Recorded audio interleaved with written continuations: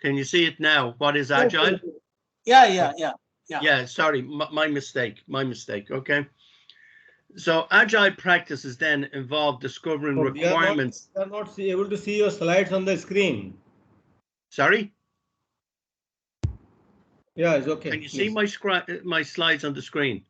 Yeah, we are seeing. Please go ahead. Yeah, it is visible. Yes?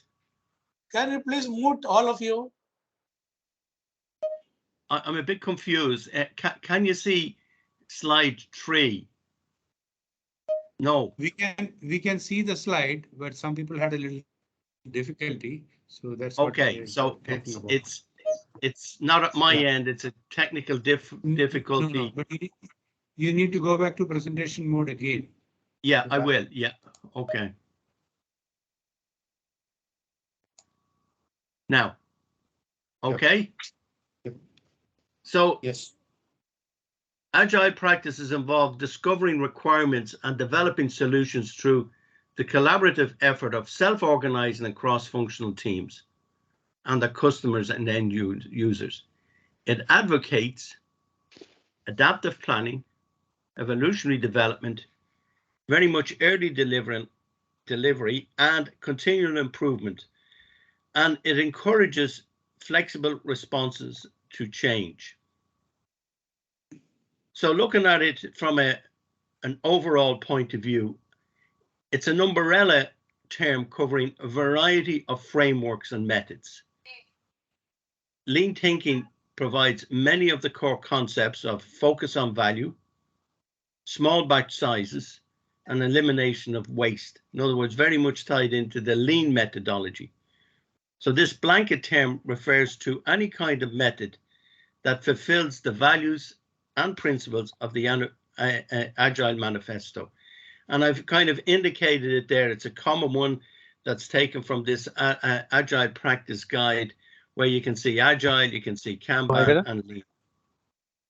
So a definition of Agile then would be, it's a philosophy. And that's like most things, there's numerous different definitions. But one is, it's a philosophy that uses organizational models based on people, collaboration, and shared values, or it's a term used to describe a mindset of values and principles as set forth in the Agile Manifesto. So that's a kind of a visualization of what it's about. It's a mindset that's built around 4 values, or traditionally the manifesto had 4 values, 12 principles, and multiple practices. And the key thing often is the values. Now, remember that it stemmed from the software industry. So an awful lot of the terminology relates to, and the methods relate to software development, although some of those practices and certainly the principles and even the values can be incorporated or are now being used more and more in non-software development applications. Now, it's like any change. I'm not proposing that you move directly to this in any particular way or to any organization, but if it brings value to the organization, you should certainly consider it. And then, like any change process, it needs to be planned and probably done in an incremental way. So what are these values? Well, what it stressed was that individuals and interactions over processes and tools. Now, it's not saying the second one was working products over comprehensive documentation. Third one was customer collaboration over contract negotiation, and responding to change over following a plan. Now, when you see those for the first time, you say, oh, well, hold on a sec. We do need some form of contract. If this has been undertaken, if I'm a customer and I'm looking at some of the piece, let's say even if it is software. But the emphasis really is on the collaborative nature rather than, if you like, a strict contract negotiation. Now, it's quite suitable that the philosophy and the practices were quite suited to the software development industry, because changing code is not like changing let's say, the foundation in a building or something like that. And what is said nowadays is that you look at those 4 values, and it's not to say that you do away with the processes and the tools, or you do away with comprehensive documentation, as some people have interpreted it as, but rather the emphasis is on the product, the working product, rather than on the documentation.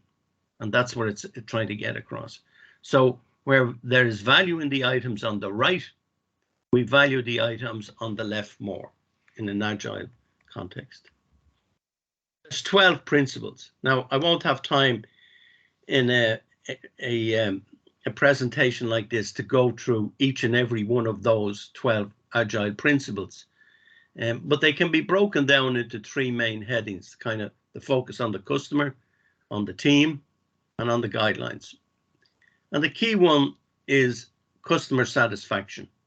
That's put at the highest priority. Now, that's no different to in a traditional project where, you know, the focus is on quality, which I would define as meeting customers' requirements or expectation, taking that very simple definition of quality. It welcomes changes even late.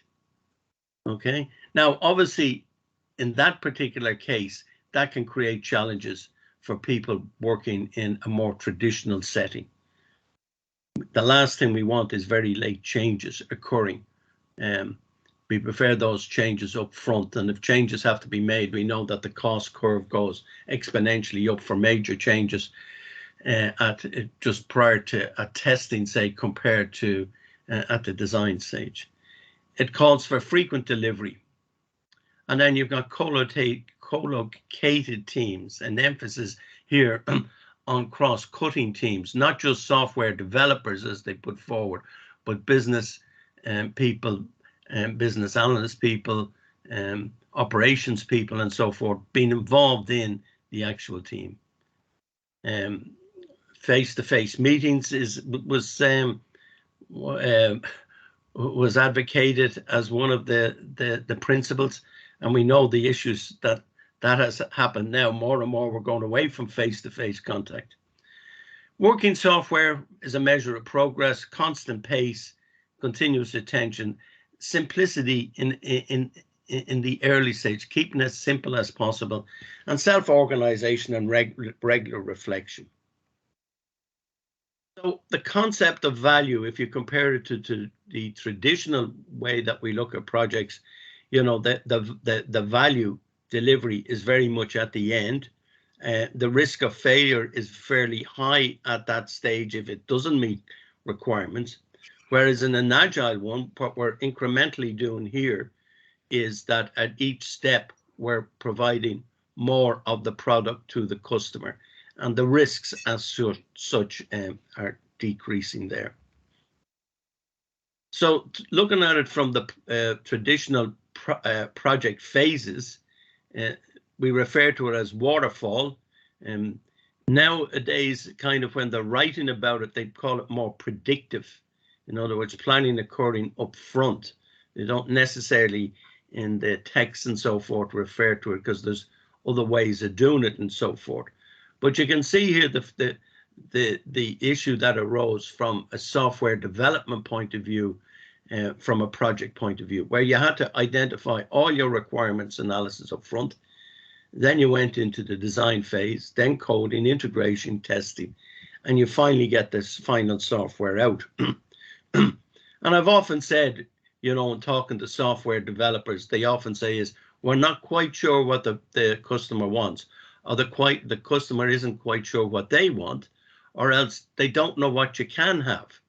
And so, however, nowadays, that's not probably as much the fore it was in the past, as more people that are interacting on behalf of a company with software developers have a software development knowledge themselves. But in an agile incremental delivery, what we have is we have the product. The first iteration there is on the left-hand side. And to do that, you have to go through your analysis, your design, your code, integrate and test, and then you provide it to the customer who gives you feedback on it. That's probably the core piece of the, if you like, of the product that's going to go out. They then come back with feedback and so forth, or there's issues with it. There's bugs in the system. It's not operating as it should be. There was slight misinterpretation of the requirements, and that is taken into consideration. And then you come out with the second iterations and so forth.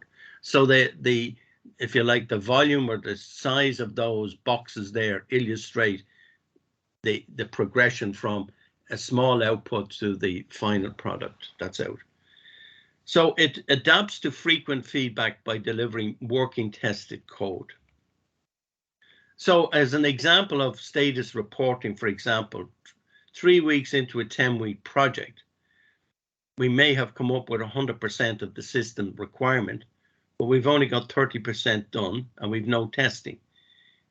Whereas in an agile environment, 30% of the system may only have been developed, but 100% is done with known quality. And that, if you like, is the shift. So agile isn't traditional methods. It's no big upfront design. It's not an ad hoc approach. It's not chaos, and it's not unpredictable. So what's the difference then between the traditional and the agile? So on the traditional, we have a defined process, control and coordinated, and I'm not going to go through every one of them there, but we have things like Gantt charts, we have work breakdown structures, and so forth. Whereas on the agile, it's more empirical process, inspect and adapt. In the case of Gantt charts, we have release plans. In the case of functional specifications, which you see there in the middle, we have, which I'll cover shortly, is user stories and so forth. So there is a difference. So on the traditional side, it would be considered, as I have at the very end of that slide there, very prescriptive, but it's more adaptive on the agile side. So brief introduction then to life cycles. No life cycle can be perfect, as we know, for all projects. Each project finds a spot on the continuum that provides an optimum balance of characteristics for its context. Predictive, the one that I've just done there, a traditional, takes advantage of things that are known and proven. This reduces uncertainty and complexity and allows teams to segment work into a sequence of predictable groupings. So we know we can break that down into initiate, plan, execute, monitor, and control. We've our 10 knowledge areas. And then obviously from any project, we can tailor that to meet our particular requirements. In an iterative life cycle, this allows feedback on partially completed or unfinished work to improve and modify that work. And an incremental life cycle is provide finished deliverables that the customer be able to use immediately. Agile then leverages both aspects of iterative and incremental characteristics. And the way it's described is in an image there. In the iterative case is we have kind of a vague kind of idea of what is required. And we have to kind of put some sort of it's like a kind of a skeleton, if you like, of it. We have to start developing some ideas and concepts around that and get greater clarity is the key one probably around what is required. And you can see the development of it there from step 1 to step 3. In an incremental one, we know what is required at the very end, and we start to develop it incrementally, the top half and so forth. It's a bit like a jigsaw, if you like, putting it together. And then iterative and incremental, as you can see, is a combination of both of those. So incrementing builds a bit at a time or a piece at a time, but incrementing calls for a fully formed idea. What happens if we don't have all of the requirements? We need to know what we want in order to estimate its construction and get it on schedule. But we know we can't really know everything. So part of this kind of comes from what you're probably more familiar with, or maybe some of us are familiar with the agile environment, what was often referred to rolling wave planning. So we know kind of the main output that we're looking for. We plan in detail at the early stages, and the later details will come as the project develops. Iterating, it builds rough version, validates it, then slowly builds up quality. Iteration allows you to move from vague idea to realization. There's not iteration if you only do it once. And they're the four kind of categories of the life cycle. You've got the predictive, the requirements are fixed, performed once for the entire project, single delivery, and you manage costs. For iterative, it's very much dynamic, it's changing, repeated until correct, single delivery, correctness of solution. Incremental, dynamic, performed once for a given increment, frequent smaller deliveries, and the goal is speed. And agile is dynamic, repeated until correct, frequent smaller deliveries, customer value via frequent deliveries and feedback. Now, again, some of the criticism would be that we're looking for speed and not quality. And the agile people would say that is not the case. We're certainly looking for speed, but that is still there to meet customers' requirements and to meet them as quickly as we can. So moving on to the next, if you like, the most widely used tool or method that would be used in Agile is what's referred to the Scrum. Now, a bit like project management to non-project management people, there's a whole language associated that's alien, certainly to traditional people. But if you've ever taught a group of people that come from a background where they're not familiar with project management and you start talking about work breakdown structures and Gantt charts and so forth, they have to learn that terminology and what it means. And whereas this morning I'm just kind of saying there is a Gantt chart, I'm not going into how you develop that and the expertise that you need to develop if you're going into the scheduling area, what's involved in it and how that can be used in control. So I'm giving a snapshot, if you like. And one of these is what they refer to the Scrum. Now, a Scrum is a high performance team. I'm not so sure if you, in Ireland even today, there's a big rugby match on. And the Scrum is a key part of that, if you like, game. Anyone that's familiar with rugby, it's one of the starting points where the two teams come together and they're, you know, trying to get the upper hand. But in that Scrum, the people have to be going at the right time, closely knit, all understanding the role of the other individual and working together. And that's where the word Scrum came from. It was adopted from someone obviously in that group that came up with the methodologies, and the first manifesto had an interest in rugby, and that's where the term came from. So it simply means inspect and adopt framework that has 3 roles, 3 ceremonies, and 3 artifacts designed to deliver working software in sprints, usually 30 to a day iterations. And again, you can see the word sprint very much into the athletics area. So we're sprinting to get there to deliver the piece of software or the product and so forth.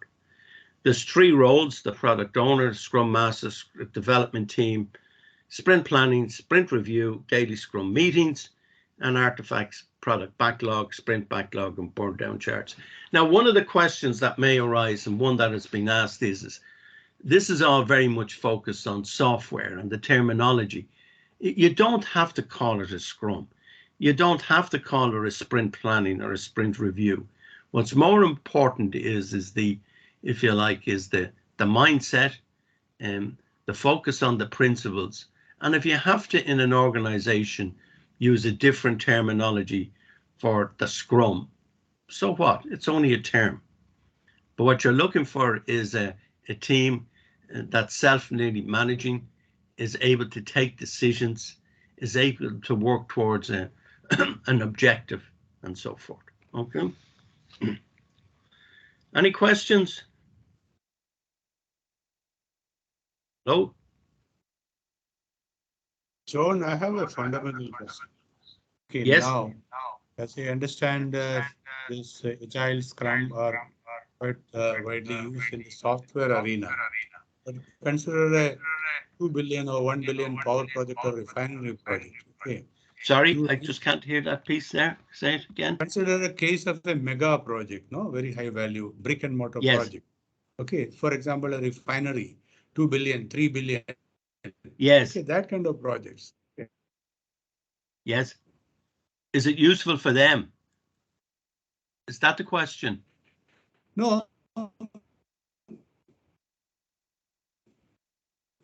I can't don't hear think you now. this Is it? I mean, kind look. of things can apply. You can't plan on the. Yeah, it's breaking up. Sorry, hold on.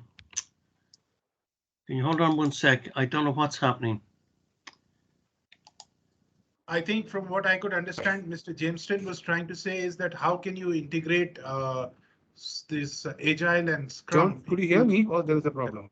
Yeah. Project? Look, you're not going to Right. move from your traditional in a situation like that where it's a £2 billion construction project or something like that, totally over to Agile. No way.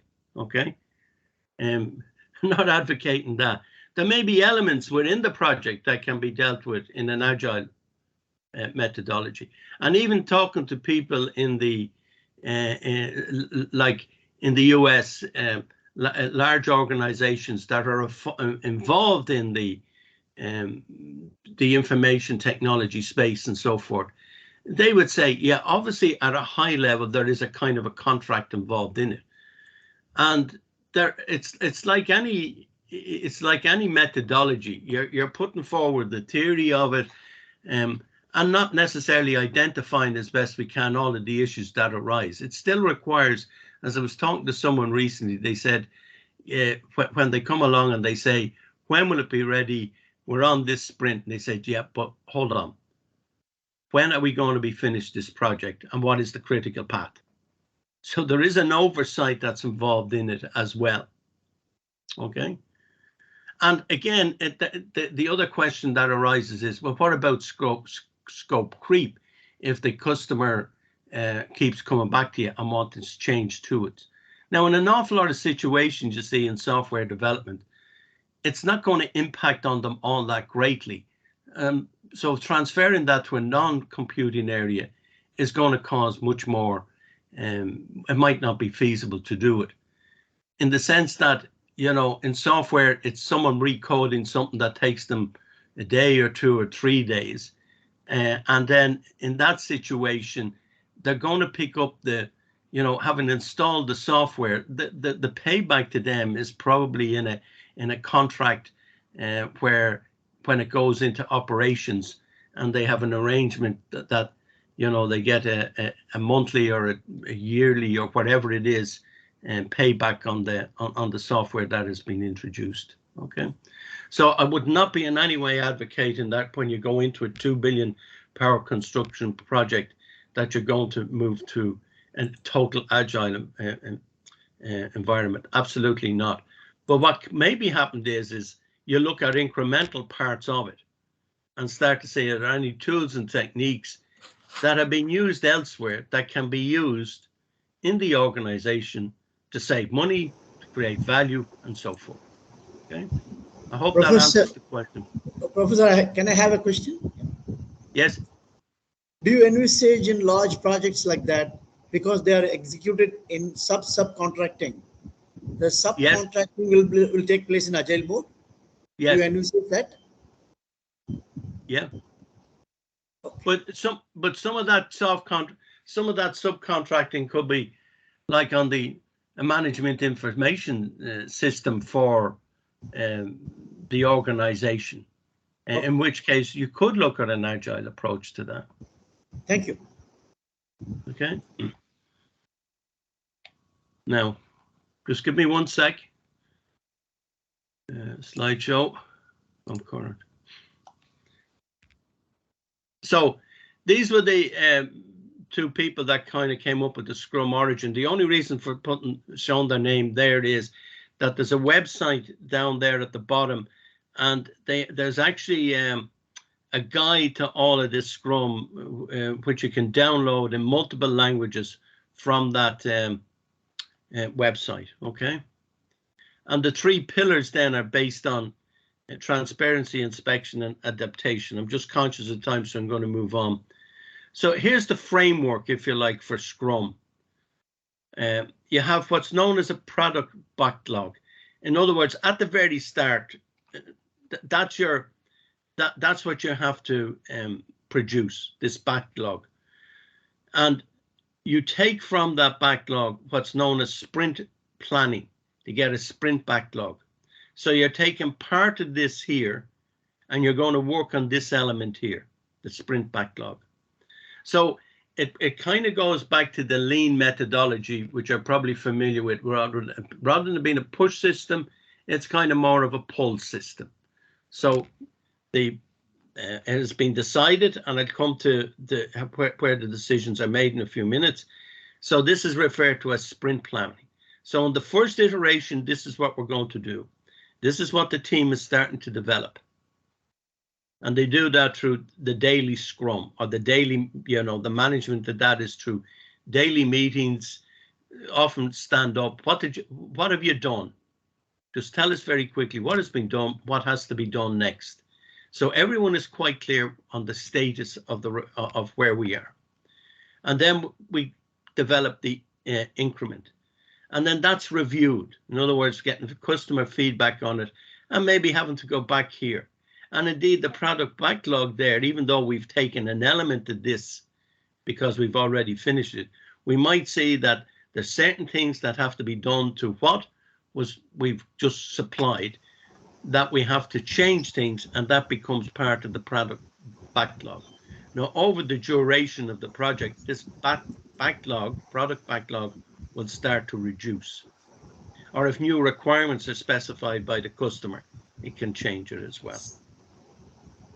So the Scrum framework requires a Scrum, what's referred to as the Scrum Master, to foster an environment where the product owner, this is probably the key person, that orders the work for a complex problem into the product backlog. In other words, what are the requirements for in traditional means, what are the requirements, or they refer to it as a product backlog. The team then turns a selection of the work into an increment of value during a sprint, a time period. The Scrum team and its stakeholders inspect the results and adjust for the next sprint, and that's repeated. So what do I mean by sprint? All the work necessary to achieve the product goal happens within a fixed length known as a sprint, 1 month or less. Sprint planning initiates the sprint by laying out the work to be performed, daily scrum to inspect the progress towards the sprint goal and adopt the backlog as necessary, adjusting the upcoming planned work, sprint retrospectives, plans ways to increase quality and effectiveness, and a review, inspect the outcome of the sprint and determine future adaptations. Now, there's 1, 2, 3, there's 5 kind of terms there that, at the first time you look at it, you're not going to get your head around it. But basically what it is terms just given for the process flow that I gave there a few minutes ago. And I've kind of tried to summarize it on this particular diagram here. So up on the top left-hand corner, I've identified, and I'll talk a little bit about those in a minute, the product owner. We have the product backlog, prioritize items for the desired by customers. That's taken into the sprint backlog. This is the piece of work that we're going to do in the next 2 to 3 weeks. You can see it's been moved across. And then we have meetings associated with that. Review product backlog, we have to estimate the sprint backlog, how long is it going to take us to do that? Commit to the sprint and so forth. The sprint is normally 2 weeks to a month. It's not fixed. And then we have the review meetings. So that tries to illustrate if you like, the way that it's organized. So the product owner ensures that and maximizes the return on investment for the customer from the work of the team. This idea of the Scrum Master is they ensure value, practices, and rules of Scrum are understood and followed. they're kind of an enabler. They kind of sort out any issues that are arising. They make sure that the team is working on the project and doesn't get tied up in other issues that can be sorted out elsewhere. And then you have the development team, and they're normally cross functional areas there. So I've detailed there the kind of the roles of the product owner. You know, they set project priorities. I'm not going to go through all of it. Define the features of the project, the desired outcomes. They're a vision keeper, a heat shield, another term that they put in. In other words, they protect or prevent the project, the developers and team from any issues that are not impacting on them. They kind of sort out any of the noise that can kind of creep into any project. And then this idea, the master. Now, one would think that the master is the top person. No, they're a facilitator. Another way would be looking at it. They ensure that the values, practices, and rules of Scrum are understood and followed. Now, in an awful lot of places, once you put up that, they kind of go, oh, it's very much practices and rules. It's not. The key one is they're helping to resolve impediments, capturing data to adjust forecasts, create an environment conducive to self-organization, managing the whole process, if you like. So you'll notice that there isn't a project manager, you know, the term is not one that's used.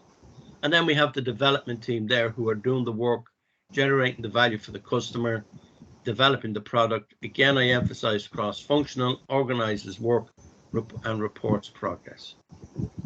And that's the product backlog there. It's an emergent ordered list of what is needed to improve the product. It's the single source of work undertaken by the team. And the product goal describes a future state of the product that can serve as a target. And there's the sprint backlog taken from the product and so forth. I've kind of said that. I'm just watching the time here, so I'm not going to spend any time on that. So an increment there you can see is a concrete stepping stone towards the product. First increment, second increment, and so forth. Now, what is used is stories, okay? And these are the way that they describe the requirements, if you like. Now, remember, Silicon Valley, very close to Los Angeles, the film industry. So the names of these things were obviously captured, I think, from that closeness to Hollywood and so forth. So they came up with the idea of a story. So it's a tool used in agile software development to capture a description of a software feature from an end user perspective. A user story describes the type of user, what they want and why. And a user story helps to create a simplified description of a requirement. So it's like, what are the requirements? You tell a story around it. So the story goes, as a customer, as an engineer, as a what? The role, who else? What I would like, what I want, what I would like, what I should have, what can I have? So it's specifying here the what. Now we know in any kind of situations there's cost involved. So there's going to be things that we need, should have, would be nice to have, and so forth. And it's up to the team, to the developers and so forth, to identify the key ones in that. In other words, what they need, what the customer needs to have, then what they should have, and then, if you like, that's the order in which the emphasis is placed. So they might not get everything, but at the end of the day, the customer is willing to accept and test the product that has been provided. And so they come up with roles, personas, or looking at it from, in other words, different people's perspective. So for instance, in a management information system, they may come along to the senior manager and say, what is it that you want from this particular management information system? And they can go to someone else and ask, what are your requirements? And so forth. And you've got to pick up, if you like, all of the kind of the people in that, even the ones at the extreme end. So an example would be, this is a simple example. As a shopper on a website, I want to delete items out of my shopping cart so I don't purchase extra items that I decide I do not want.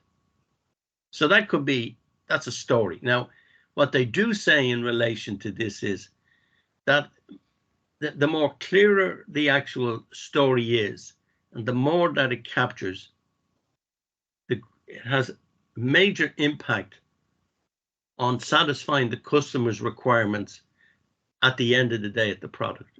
So it's not, there's more to this than just making simple statements as I'm saying here. They really have to get to the story is expanded upon to cover what the customer wants.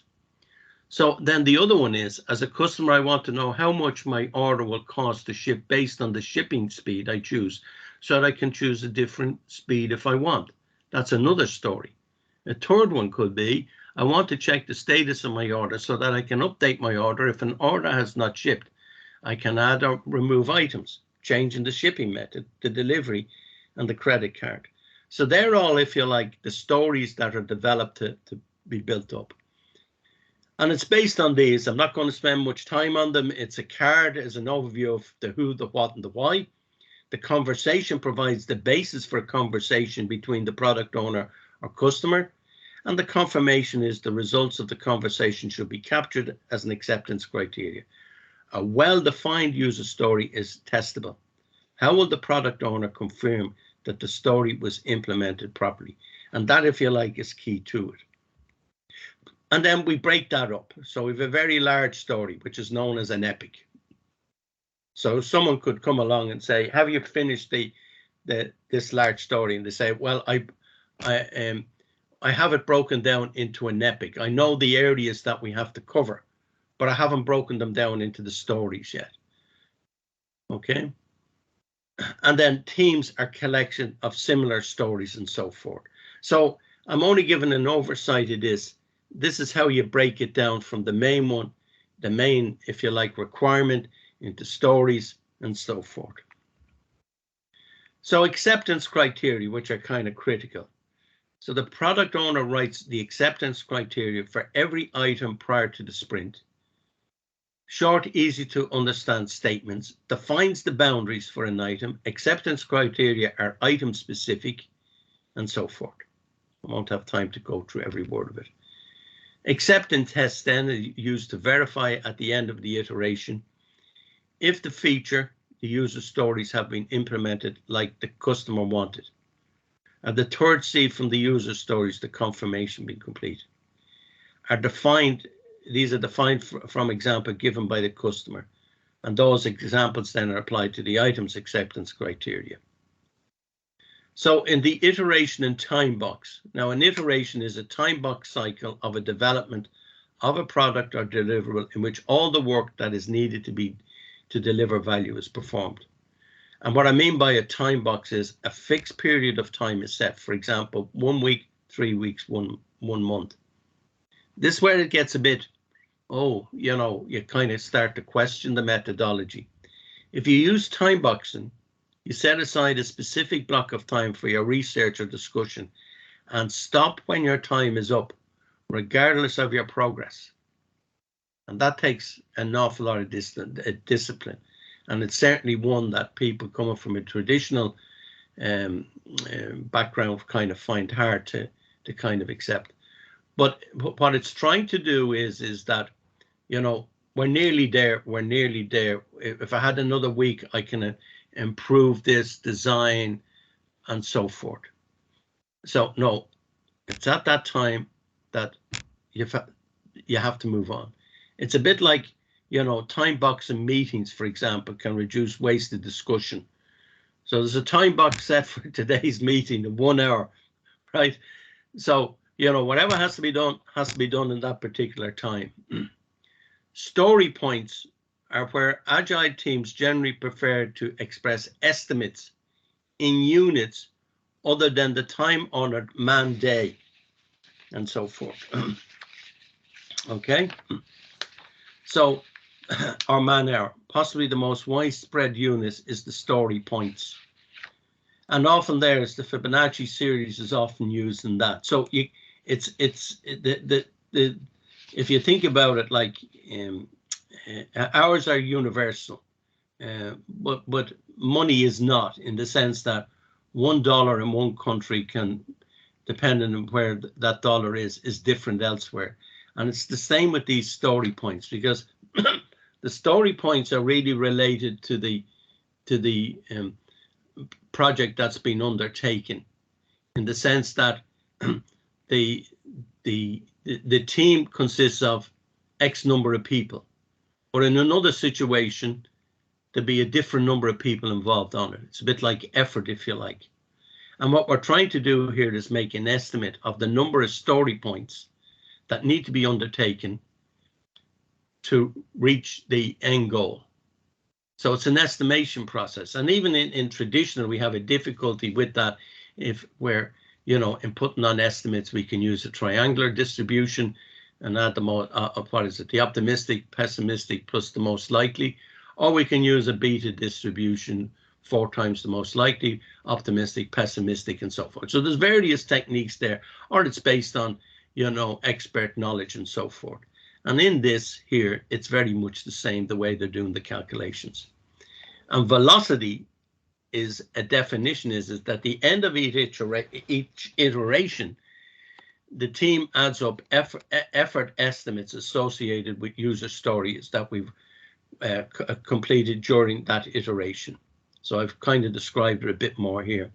It's a measure of a team's rate of progress. It's measured by adding up the number of story points done in an iteration. No partial points are allowed. It's either done or it's not done. So you'll never see a decimal point in any of these. It's critical measure used for planning, helps in refining the plan, empirical observations, and so forth. Okay. The other one that's used is the burn-up chart. A burn-up chart shows at the increasing amount of functionality accomplished as a function of time and is reported on a regular basis.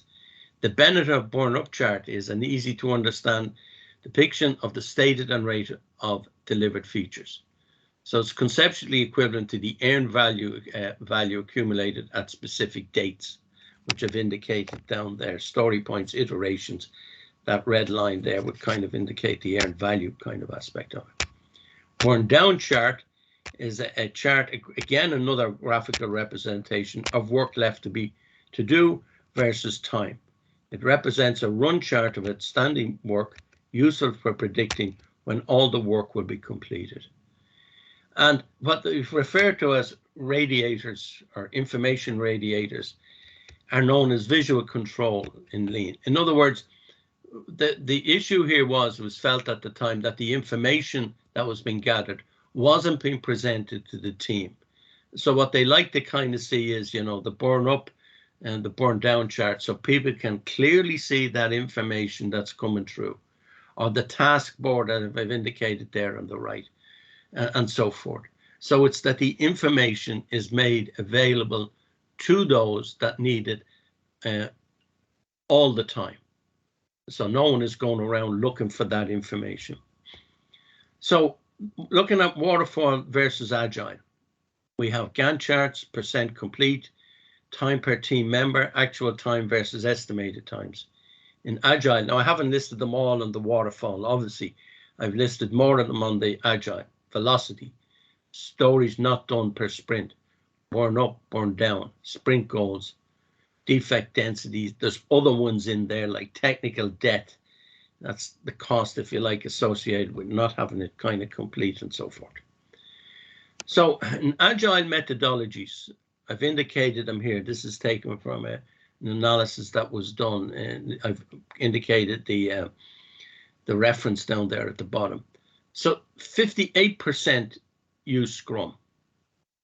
Other ones are, you know, Scrumban, Scrum and XP and a hybrid of it, extreme programming, not going into it, lean startup and so forth. So Scrum certainly is one that's very much to the fore at present. I've no doubt that other ones will come along. It's a bit like in project management. traditional ones, different tools and techniques are in quality. You know, it's Six Sigma. Before that, it was TQM and statistical process control and so forth. So there's all of these kind of methodologies. There's so many of them. Six Sigma, Lean Six Sigma, Green Lean Six Sigma. And as I've often said is, if you can come up with the next big one, make sure you get a good publication out of it. Make sure it's a big thick book you write and you can make a fortune out of it. Okay. So finishing off, certification, there's a reference guide ICB4 in an agile world. So again, it goes through the perspective, the people and the practice, the 5 competency elements on the perspective, the 10 in CE and the 14 in practice. And those, if you like, are, you know, you can translate what is done in a traditional setting or a traditional or waterfall setting into the other areas. An awful lot of them are very much the same, and the practices are probably going to be different. So in scheduling, we're going into stories and story points and so forth like that. But in some of the other competency areas, dealing with conflict, overall strategy, governance and so forth, they're all very much the same. So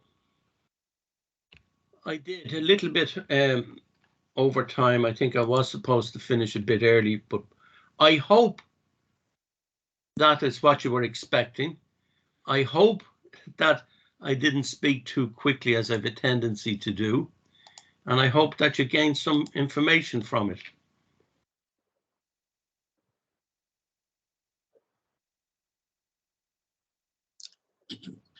So Vishal. Certainly, I think it was an excellent presentation, Mr. John Hickory, and the comparison between waterfall and the agile methodology was very well put. I would say that in case the attendees have some questions, they can put up their questions to you, and you may want to answer them. Yes, I see. I have raised my hand. Yes. Can I ask a question? Mr. Sambat. Omkar Gupta here. Can I ask a question? Yeah. Please ask. I have a simple question. See, Sorry? there is a Scrum leader, there is a product owner, and product team. My question is, who is the leader of the product team? Who's the leader of the product team? Well, the product, Yes. I mean, the leadership roles are not as clearly defined as you would find in a traditional one. So the team is kind of supposed to be, you know, self-organizing and so forth. But the key person, if you like, is the product owner, not the Scrum Master. So he really acts as a product is the project director or whatever it is, right? Yeah, I mean, in our traditional one, now remember that the product, see, in an awful lot of cases, this depends on the organization and the size of the organization and so forth. And remember, in an awful lot of software, like my son, for instance, works in the USA in IT for an organization. I was asking him, does your organization company deal in Agile? No. But he says, when we have consultants who are involved in teams that are using their kind of like, let's say it's their platform, they will be in an Agile team. So they have to understand the terminology and the methods that are being used. He says, we're not Agile, but he has to be quite familiar with the Agile methodologies and so forth, because that's the way their customers are talking to them. So if you like, and again, you know, who is the project manager? In the Scrum, the key one is the product person. However, you know, there could be quite a number of different products being involved. So there might be someone who's looking at the scrum of scrums, as they often refer to. In other words, it's not just one scrum, but multiple kind of projects going on. Now, you could say, is that the program director as distinct from the project manager?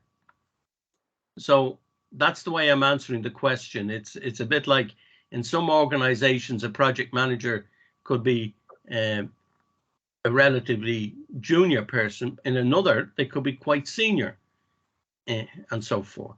So it depends on the organization. Product owner is a key one, though. Product owner is kind of directing what needs to be done, when it needs to be done, interacting with the customer.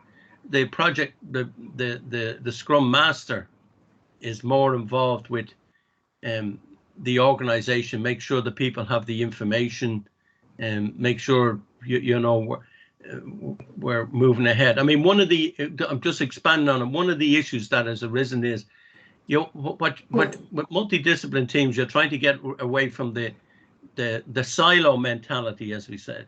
But then, you know, what they have noticed in some situations is you have scrum silos, that they start to work too much.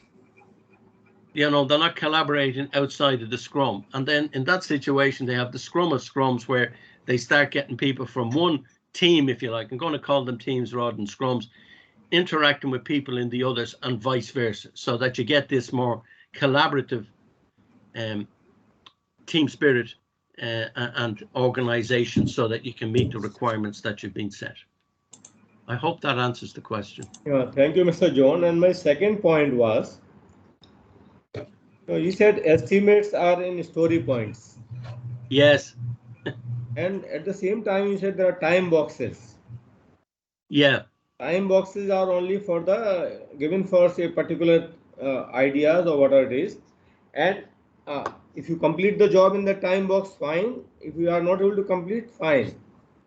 So I really am not able to figure out the story points. What is the methodology of measuring the time? Because any schedule has to have the time and the results and the effort. What was the last piece? Sorry.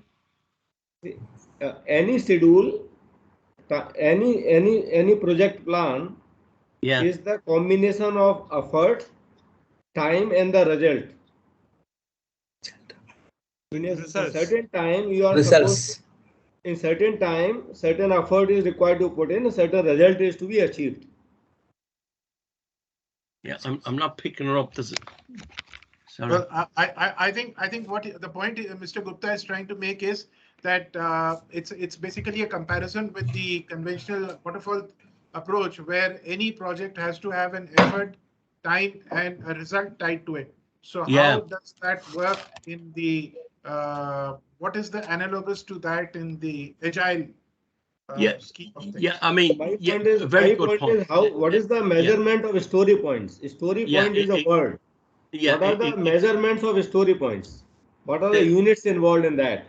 Well, the product owner has and the team has a responsibility when they do the estimate. Okay, so you know, it's a bit like when you estimate.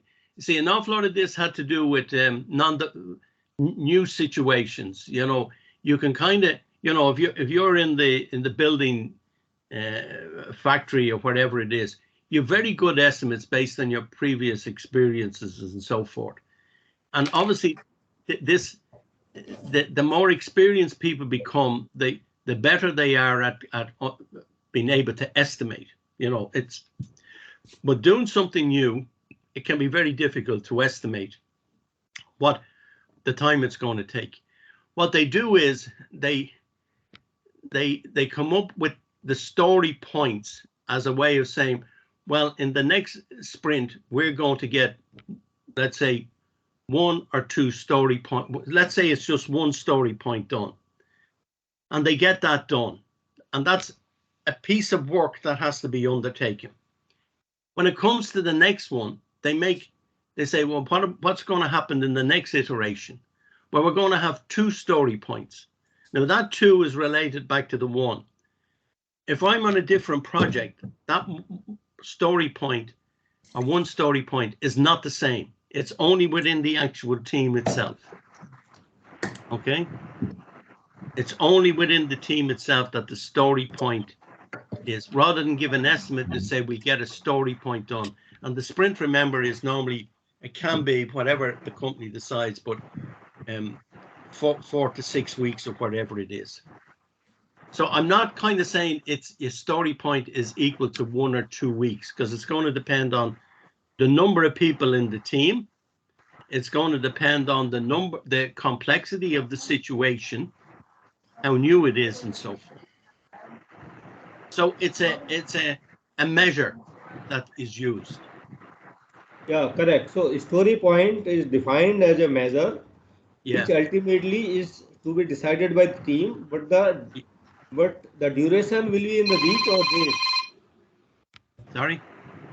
The phone duration rang. of the story point will be either weeks or days.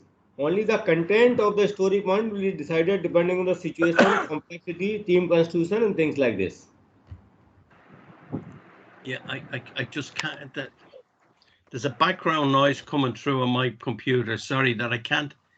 I can make you out on occasions, and then other times it just decreases. Okay, I think let others ask the questions. I'm very sorry. I'd like to hear from others. Thank you. Yeah, sorry about that. I just can't one pick more up. question. One more attendee, Mr. Sampath, has been waiting to Yes, ask. sir. Good evening, sir. Good evening, sir. I am calling from Chennai. Actually, I just gone through the complete presentations and it's very much impressed. And can you give some more details about how the certifications will be made? Or suppose if someone is want to get that certificate, that is level D of Agile certification, what is the procedure? Well, the procedure is very much the same as for a normal level D. And there is a guide there. I've given it on the last slide there. There's the ICB-4 in an agile world, which documents, if you like, what the competency elements are, and it also gives you the key competency indicators. And again, it's they've taken the ICB-4, and in that situation, if your various perspective, your 5 under perspective, your 10 under people, and your 14 under practice have to be addressed. But what you find is that the in particular in the practice area, that you're not looking at, if you're thinking about under scheduling, you're looking at different tools and techniques that you would have to be familiar with. If you're looking under the plan and control, well, how in an agile environment is planning and controlling undertaken? And remember, I've only given snapshots at it there today. I haven't gone into the detail, and I can see there's an interest in the previous speaker in wanting to get into more details, like and so forth. So you go through, again, it's a series of, the multiple choice questions versus the open book exam for Agile. So, if you take it rather than describe a Gantt chart, it could be describe what a burn down chart is, or a burn up chart is, or, some of the competency elements would be very much the same. And the perspective on their strategy, the governance, the culture one, again, more operating in the questions can be related to more the culture that's involved in an agile environment. So it's different, but aligned to the normal tradition, the normal ICB for just level D, non-traditionalist, if you like. Okay, fine. Does that answer the question? Yeah, it's clear, sir. Thank you very much. Yes. So I think. Yeah, the answer there. I see. Yes, you can share the slides. Yeah. Yes. Yep. Yes. So I think we are already 5 minutes over time. Yeah. I would just have a couple of more questions, if possible. Yes. One Yes. is from Dr. Gomti Nayakam, and the other one is from Mr. Jameston. So I think Mr. Jameston, you may want to ask your question, and then Dr. Gomti Nayakam would be the last segment. Mr. John, I have a question. Has a comparison been made between project methodology of implementation, the traditional waterfall versus the agile? Is it so really advantageous? Okay, number one. So they are not, or otherwise they are not competing at all. Number one. Number two. Yeah. And second question is the customer, suppose most of this software projects, etc., are meant to address the need of a customer. It could be an internal customer or an external customer. Is the customer a part of the Scrum team or Agile team? Otherwise, how do you iterate? How do you really know the requirements are addressed incrementally? Yeah. Maybe if I just take the last one first, I mean, you remember in it that you're all the time giving them working software. If I just take the software solution, you're all the time giving them product and getting their feedback very, very quickly. So at each iteration, you're getting feedback from the customer. Is this what you're looking for? Now, obviously, you know, I'm talking to even people in the Agile world, there is a risk that, you know, the scope of the project can start to change. But sometimes that scope is not all that great, in the sense that, you know, at the end of the day, or you go back to them and they say, yeah, I mean, yes, we can, but it's going to be an extra cost associated with it, you know. And I've heard it said, like, at a particular level in the organization, they still look at the critical path for major projects that have major investment applications involved in it. On the comparison side, there's been an awful lot of there's been an awful lot, not an awful lot, but there's been several publications or documents on the comparison between traditional and agile. Okay. What I would say is that they tend to be written more by the agile people than by the traditional people, right? And one of my bugbearers is that when it comes to quality, you often get the following statement being made. We pay much more attention to quality in agile because we're continuously involved in it right the way throughout the process, where in traditional it's only looked at certain points.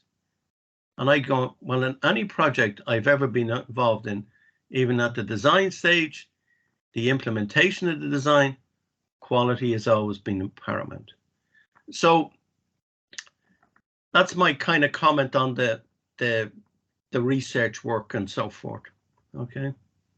Often written, I think, from an agile perspective, rather than taking as a research question from outside. And it's not going to look, it's not going to solve everyone's problems.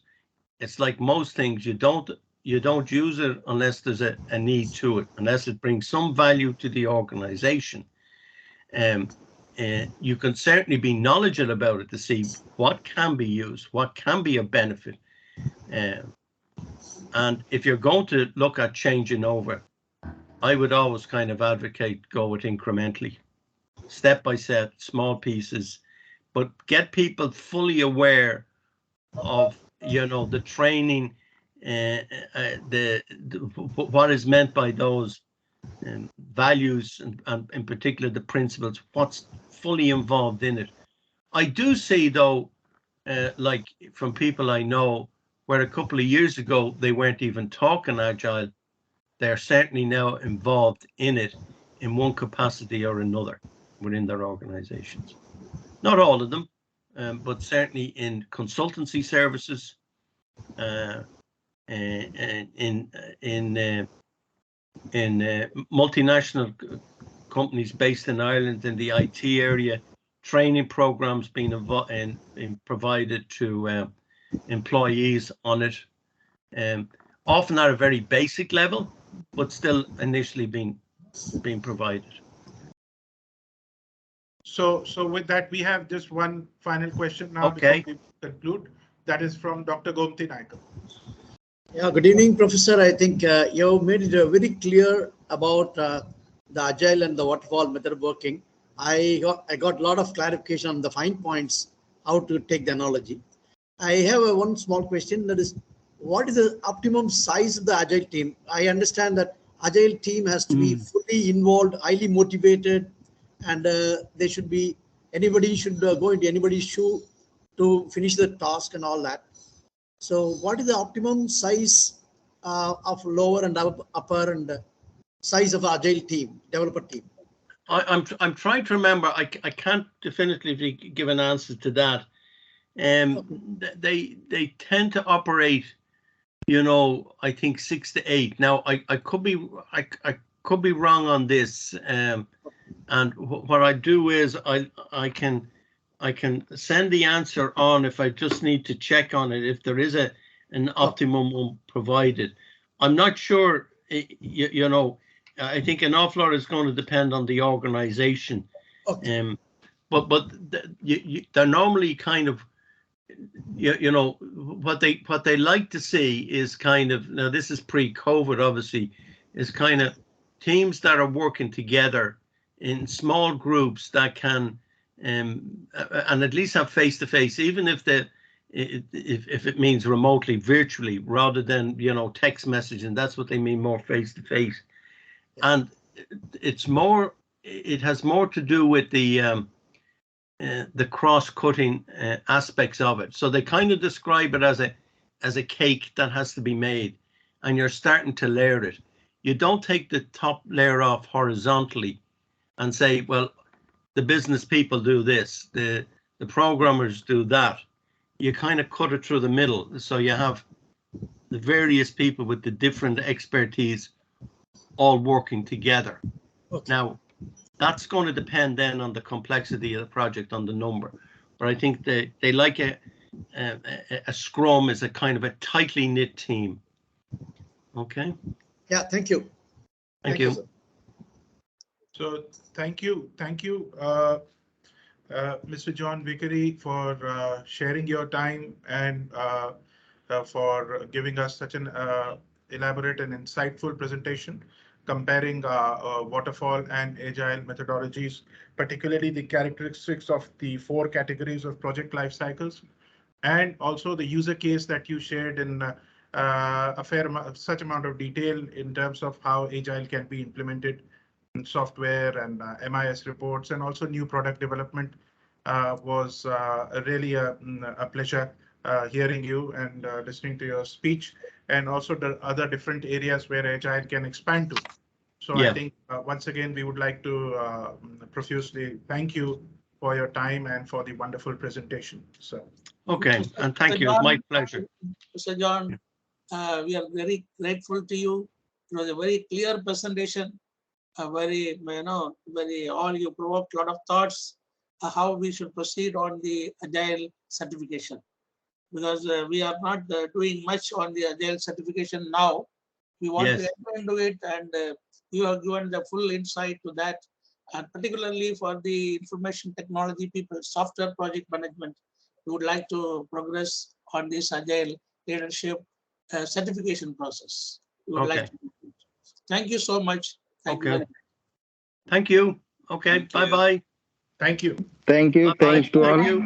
Bye-bye. Thank you, Mr. John, for a wonderful. Thank you to all the participants. Thanks, John. Thank you, sir. For your time.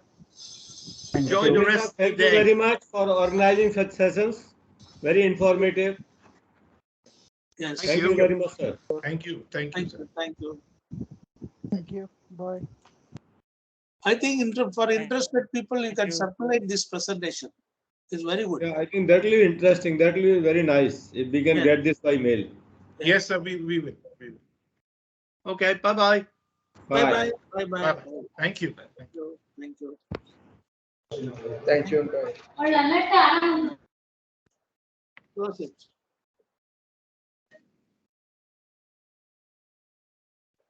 So Vishal, it was a very good presentation. Yes. You conducted very well. Thank you very much. So, just thank you very much. Thank you very much. So what is the next one now? See, Sir, now we have, these attendees, we should control them. Some people, they keep the mic on and we hear all the family noise, it Yes. disturbs the speaker. yes, yes. We should have better control on that. We can, You can identify the person by looking at the screen. Who's No, it will connection. not come in the screen because we actually, see sir, when it reaches, say, about something that it was uh, 80, 100, yeah. then it is very difficult to identify. So the Mhm. only option you have is to mute all. Oh, like that you can do. I Otherwise, think you can do that. What I suggest in future, we should take the control and accept the speaker and the people who are coordinating. You give a separate, connectivity, and Right. all people you put another connectivity where they can listen. Yes. When they want to ask question, of course, then you can unmute and then they can ask question. Sir, I defined in attendee category. And, Yes. yes, sir. No, but if they want to ask question, you must put them But on. some people, sir, log out and log in, that is again unmute, sir. So we again mute everybody. That's Uh-huh. the problem, sir. of that arm, no. So it Yes, is. sir. Somebody want to ask? Log you? out, log in, network problem is there, sir. No, but again, they will log in only in that Yes, link. yes, So sir. you separate the two links. You separate speakers one link, Yes, sir. attendees one link. Yes. You Two separate. categories. Okay, sir. Okay, thank you very much. Okay, Thank you, then. sir. Good day, Thank you, everybody. sir. All right, take care. Pillai Saab, see you. Yeah. Bye bye. Bye bye. Sure. Thank you, sir. Thank you, sir.